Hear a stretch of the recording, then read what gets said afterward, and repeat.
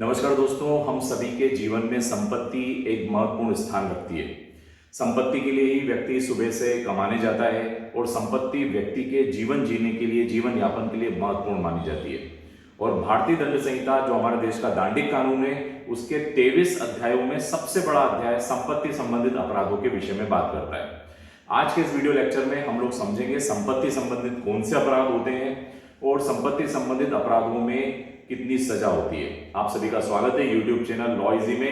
And today's topic is offences against property under Indian Penal Code. तो भारतीय दंड संहिता में आज के विषय में हम लोग पढ़ेंगे भारतीय दंड संहिता में संपत्ति के विरुद्ध अपराध, यानी प्रॉपर्टी के खिलाफ कौन कौन से अपराध होते हैं। और ये अपराध चैप्टर नंबर 17 में रखे गए हैं। धारा 378 से लेकर 462 सबसे बड़ा चैप्टर आईपीसी का। तो सबसे पहले हम बात करेंगे संपत्ति से। संपत्ति क्या होती है? प्रॉपर्टी एक ऐसी चीज होती है जो व्यक्ति के जीवन यापन के लिए अत्यंत महत्वपूर्ण होती है। प्रारंभिक तौर पर मूलभूत आवश्यकताओं में मूलभूत संपत्ति के तौर पर भोजन, कपड़ा और मकान, यानी रोटी, कपड़ा और मकान को कहा जाता है। लेकिन धीरे धीरे अभी हम देखें तो कानून ने मूलभूत आवश्यकताओं को विस्तृत कर दिया है। आज शिक्षा और चिकित्सा भी मूलभूत आवश्यकताओं में शामिल है। यानी संपत्ति के अंदर 5 चीजें आ गई: रोटी, कपड़ा, मकान, शिक्षा और चिकित्सा।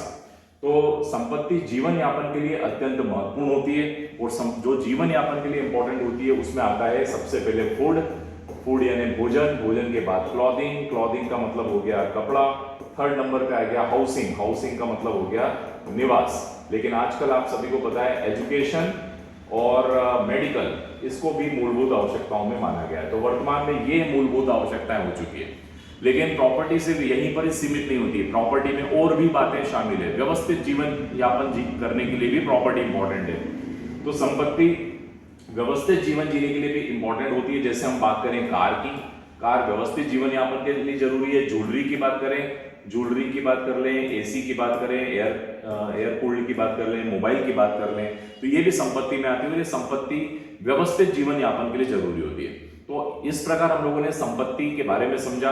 और संपत्ति का अर्जन करना मनुष्य की रुचि का विषय है। मनुष्य जो है सुबह से लेकर शाम तक संपत्ति को अर्जित करने के लिए, आय प्राप्त करने के लिए सब काम करता है। और अनेक लोग जो है संपत्ति संबंधित अपराध करते हैं। जैसे हम लोगों ने चोरी सुना है, चोरी, लूट, डकैती, ये सब प्रॉपर्टी संबंधित अपराध होते हैं। और अधिकांश विवाद जो है संपत्ति विषय होते हैं। यदि आप सिविल केस देख लें, सिविल मामले देख लें या क्रिमिनल मामले देख लें, उसकी जड़ में कहीं ना कहीं आपको संपत्ति दिखेगी।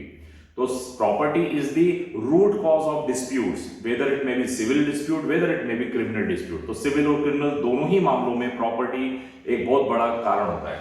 और भारतीय दंड संहिता यदि हम अपने देश की बात करें, IPC means Indian penal code, देश का दांडिक कानून है जिसमें दंड बताए गए हैं। और संपत्ति संबंधित अपराधों के लिए तो सबसे बड़ा चैप्टर आईपीसी में रखा गया है। आईपीसी का सबसे बड़ा अध्याय है चैप्टर नंबर 17, जो बात करता है ऑफेंस अगेंस्ट प्रॉपर्टी की, यानी इसमें प्रॉपर्टी के विरुद्ध अपराधों के बारे में बताया गया है।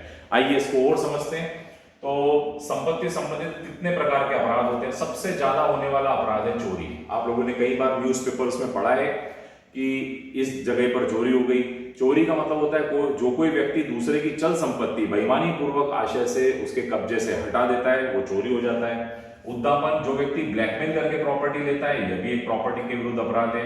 लूट, आप सभी को पता है, चाकू अड़ाकर कोई व्यक्ति गोल्ड चेन ले गया, किसी का वॉलेट लेके चला गया, किसी की मोटरसाइकिल लेके चला गया, तो ये लूट होता है। रॉबरी भी एक अपराध है।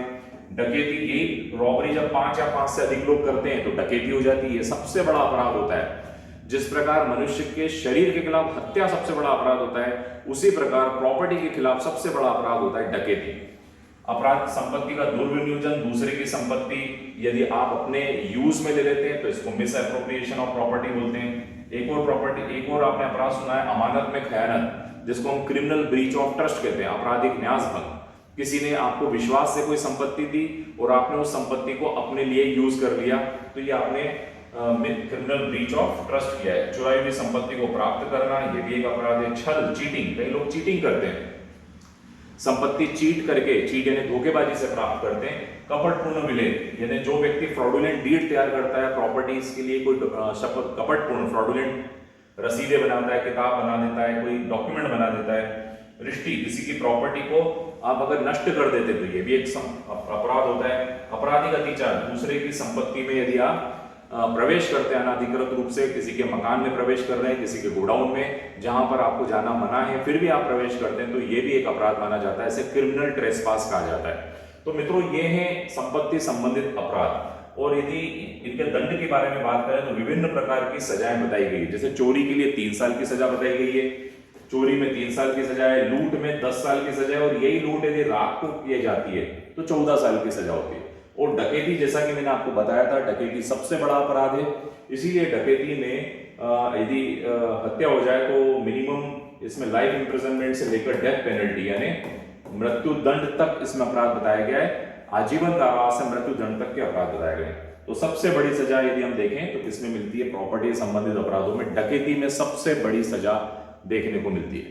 तो ये है मित्रों, आज हम लोगों ने समझा संपत्ति के विरुद्ध कौन से अपराध होते हैं। इस शॉर्ट वीडियो में आपको संपत्ति संबंधित अपराध और आईपीसी में कौन से चैप्टर में और कौन से धाराओं में इसके बारे में कानूनी उपबंध बताए गए हैं, उसके बारे में जानकारी मिली होगी। I hope you enjoyed this lecture. Kindly subscribe YouTube channel Law easy. Thank you so much.